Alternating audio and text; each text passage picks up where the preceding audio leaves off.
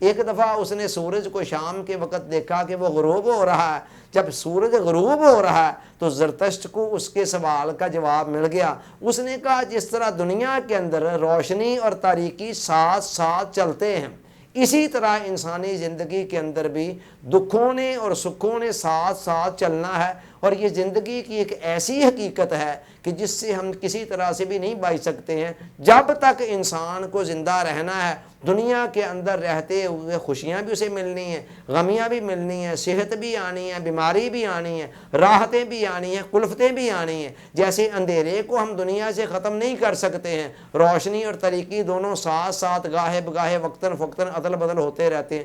یہی سب کچھ انسانی زندگی کے اندر ہونا ہے۔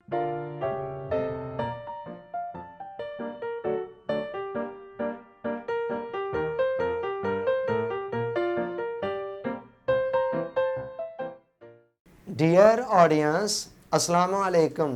دنیا کے اندر اس وقت جو غیر سامی ادیان پائے جاتے ہیں، ان میں سے ایک مذہب کا نام ہے زرتشتزم، جس کو پارسی یا مجوسی مذہب بھی کہا جاتا ہے۔ اس مذہب کے بانی کا نام زرتشت ہے۔ یہ شخص ایران کے اندر پیدا ہوا اور اسے ایران کا پیغمبر بھی کہا جاتا ہے۔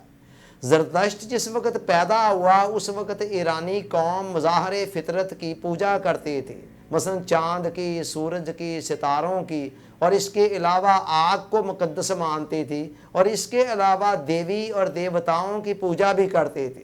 زرتشت کی پیدائش سے پہلے ہی نجومیوں اور کاہنوں نے شاہ ایران کو بتا دیا تھا کہ ایک بچہ پیدا ہونے والا ہے کہ جس سے تمہارے تاج کو، تمہاری سلطنت کو، تمہارے تخت کو خطرہ ہوگا اور تمہاری بادشاہی چھننے کا امکان ہے۔ چنانچہ وہ بڑا الرٹ ہو گیا، اور جس وقت زرتشت پیدا ہوتے ہیں تو اس وقت کیا ہوتا ہے، کچھ ایکسٹرا آرڈنری قسم کے واقعات سامنے آئے کہ جہاں سے نجومیوں اور کاہنوں نے اندازہ لگا لیا کہ وہ بچہ پیدا ہو گیا۔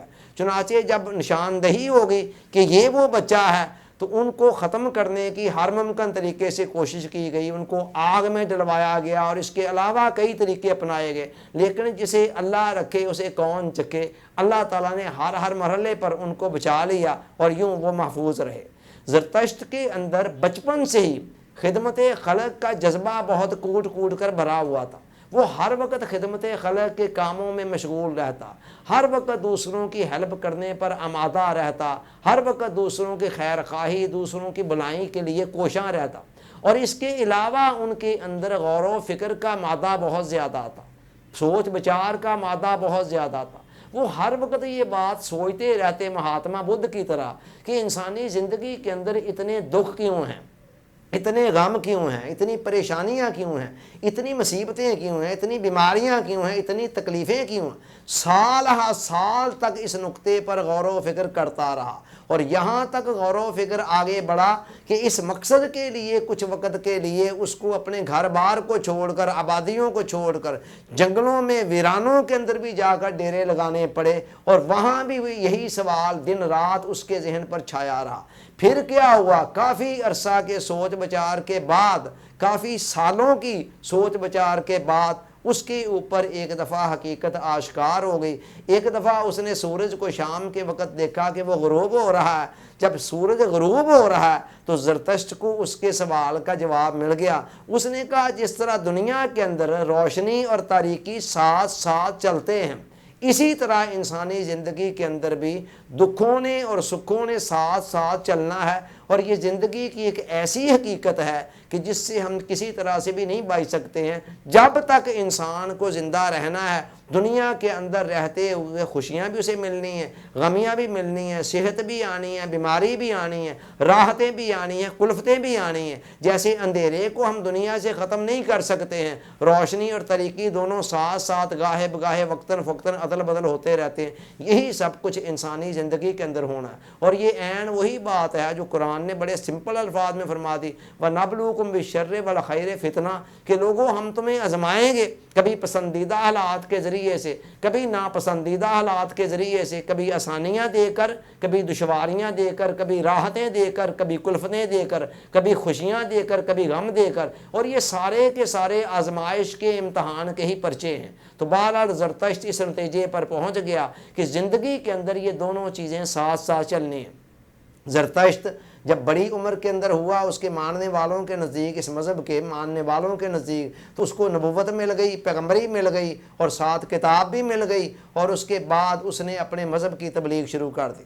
تقریباً 10 سال تک کی تبلیغ کے نتیجے کے اندر بھی اونلی 1% تھا، اس کے چچا زاد ایک بھائی، جس نے اس کے مذہب کو قبول کیا، اور باقی کسی نے قبول نہ کیا، بلکہ اس کی مخالفتیں بہت زیادہ بڑھ گئیں۔ جو مافیاز تھے اس وقت کے، جن کو خدشہ تھا کہ یہ بندہ اگر آگے آ گیا تو ہماری چودراہٹ ختم ہو جائے گی، ہماری قیادت ختم ہو جائے گی، ہماری سیادت ختم ہو جائے گی، ہماری سرداریاں ختم ہو جائیں گی، انہوں نے ان کے خلاف سازشیں شروع کر دیں، اور نتیجہ یہاں تک نکلا، نوبت یہاں تک پہنچی کہ جو بادشاہ تھا اس وقت کا، اس کے کان بھرے گئے، اور اس نے اس کو پکڑ کر جیل کے اندر ڈال دیا۔ جب جیل میں ڈال دیا، اسی اثناء میں ایک واقعہ ہوتا ہے کہ بادشاہ کا ایک محبوب گھوڑا تھا جو اس کو بہت زیادہ محبوب تھا، وہ بیمار ہو جاتا ہے، سخت بیمار ہو جاتا ہے۔ بادشاہ نے پوری کوشش کی کسی طرح سے یہ تندرست ہو جائے، اور سارے طبیب اعلیٰ درجے کے بلائے گئے،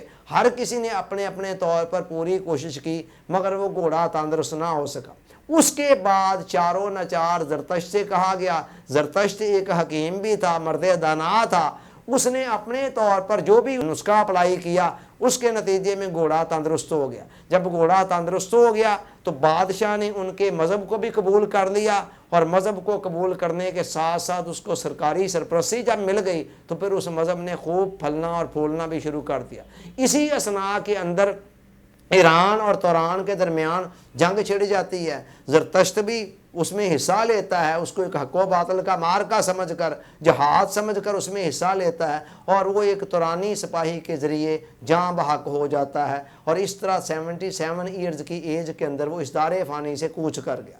زرتشت کے ماننے والے آج پاکستان میں، ہندوستان میں، ایران میں اور دنیا کے چند ایک ممالک میں پائے جاتے ہیں، اور ان کی تعداد کوئی بہت زیادہ نہیں ہے، یہی کوئی 1-1.5 لاکھ کے لگ بھگ ان کی مجموعی تعداد بتائی جاتی ہے۔ اور اس کی وجہ یہ ہے، بہت زیادہ تعداد نہ ہونے کی وجہ سے، کہ یہ ایک غیر تبلیغی مذہب ہے، اس کے اندر تبلیغ نہیں کی جاتی ہے، دوسروں کو نہ تو اپنے مذہب میں شامل ہونے کی دعوت دی جاتی ہے، اور نہ ہی ان کو ایکسیپٹ کیا جاتا ہے، بلکہ جو لوگ پہلے سے اس مذہب میں چلے آ رہے ہیں وہی اس مذہب کا حصہ ہیں۔ زرتشت کے عقائد کو اگر دیکھا جائے تو بہت سارے عقائد ایسے ہیں جو اسلامی تعلیمات کے عین مطابق ہیں۔ مثلا زرتشت خدا کا قائل ہے، اس کو مانتا ہے، اس کی صفات کو مانتا ہے، اور اس کو یکتا بھی مانتا ہے، اور اس کے علاوہ وہ فرشتوں کے وجود کا بھی قائل ہے، اس پر دلائل بھی دیتا ہے، وہ پیغمبروں کے وجود کا بھی قائل ہے اور ان پر بھی دلائل دیتا ہے۔ اس کے بعد وہ مرنے کے بعد موت بعد الحیات کا بھی قائل ہے،